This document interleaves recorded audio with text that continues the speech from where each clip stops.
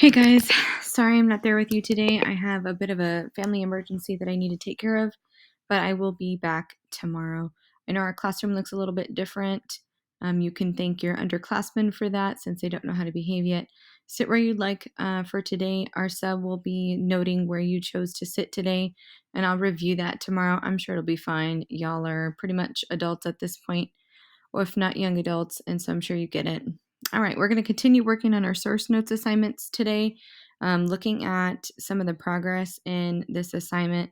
A lot of you need today's class period. So once I log on to this and I click on your source notes, I can see all of your progress or some actually lack thereof for some of you. And so definitely get on the ball today, please. All right, I did post on here some student sample source notes from last year. So if you look at number one, this student was choosing a Marxist lens. This class last year was applying the theory to Hamlet, but just imagine that as your choice novel, and it's the same idea. So they listed their critical theory that they were choosing. They were required to give a working thesis. You will not give me that until Wednesday. Clearly, there needs to be work on their working thesis statements. They weren't the best, which is why ours is going to be saved for Wednesday. All right, they did MLA 8th edition last year. You'll be doing APA. But I wanted to focus here on the quotes that they pulled from the research. And so here, this person chose this particular article, Hamlet, the Populist Politician. And there was some quotes here from the source. And then here it was the person's kind of questions or comments or connections. So in the quote, it says that Rosencrantz and Guildenstern have to do something for Hamlet since they are his friends. Since Hamlet is above them in social class, then Rosencrantz and Guildenstern gets to basically boss them around. And so, yeah, they're friends, but Hamlet again is the son of a king, right? He's a prince, and so really, like if you think about the Lion King as Simba, Timon and Pumbaa, yeah, they're his friends, but they're a little lower in the food chain, if you know what I mean. And so here in this quote, I saw that Hamlet is calling himself the Dane, which is really bad because you can't do that. And Claudius didn't do anything because he didn't want to and couldn't really do anything. And so this here is kind of talking a little bit more about what was happening in the text. Here, this person said, I can incorporate it when I talk about how there's a clear difference between Hamlet and his friends. I could also use Claudius and Hamlet's relationship, and I could definitely use these body paragraphs for my essay.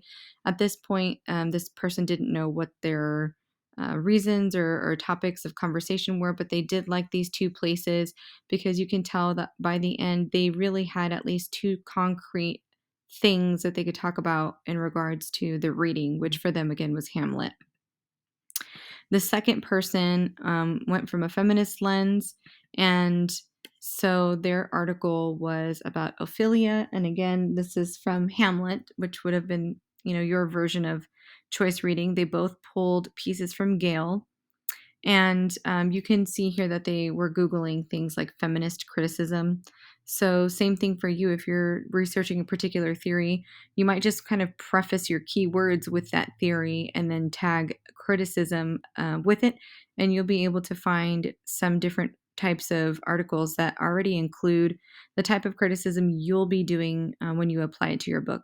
So, here they obviously pulled pieces again from this particular source, and then they talk a little bit about, different types of connections here.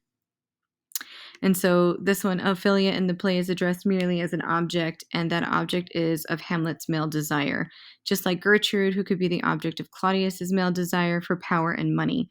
Both women are portrayed as weak and inhumane, and both of them die, actually.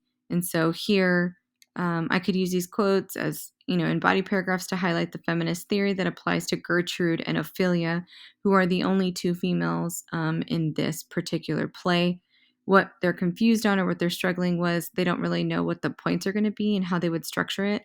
But ultimately, they at least funneled all of this information down to the part where they're going to talk about the roles of Gertrude and Ophelia.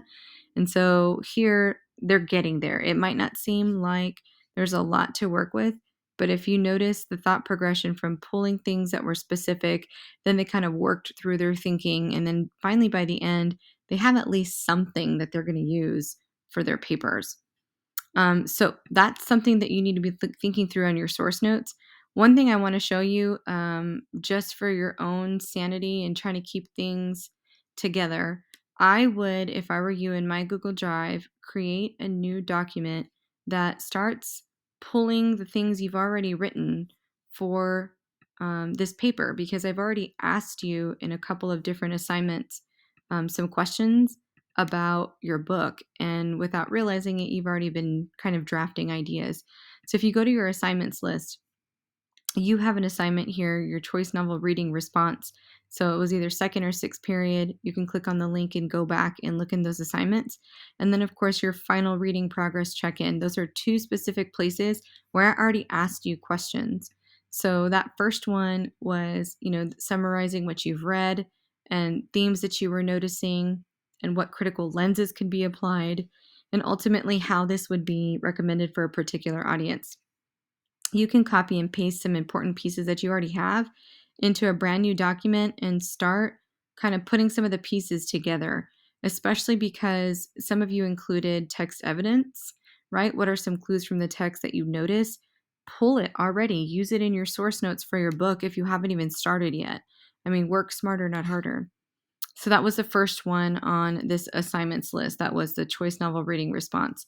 The second one, the final progress reading check in, this was the one that I modeled for you, right? And if I'm talking about, psychoanalytical, or if I'm talking about like biographical, I can use this information right here about my author, to kind of talk a little bit about how that theory is going to apply before I even get into the text.